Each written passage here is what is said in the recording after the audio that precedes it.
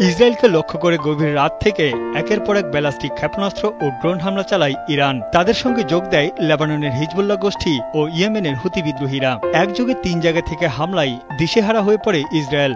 রাজধানী Tel Aviv সহ Jerusalem, পশ্চিম তীর বেথলেহেমের আকাশে সাইরেনের সঙ্গে প্রতিধ্বনিত হয় কান্নাকাটি ও চিৎকার।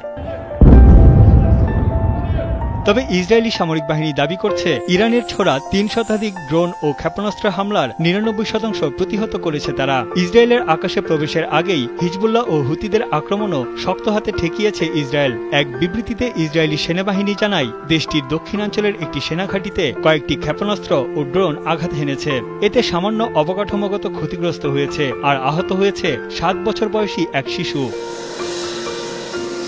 ইসরায়েলি বাহিনীর দাবি, তাদের প্রতিরক্ষা ব্যবস্থা খুবই শক্তিশালী।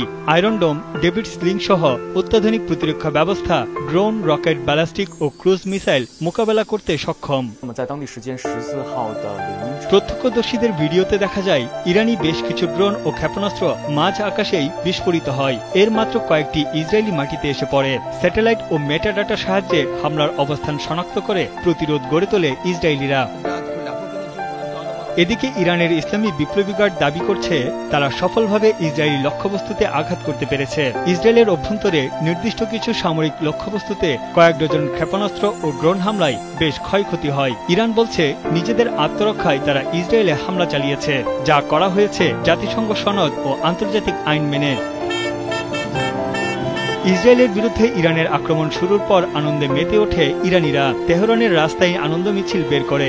ইসরায়েল নিপাত যাক বলে এই সময় স্লোগান দিতে থাকে তারা।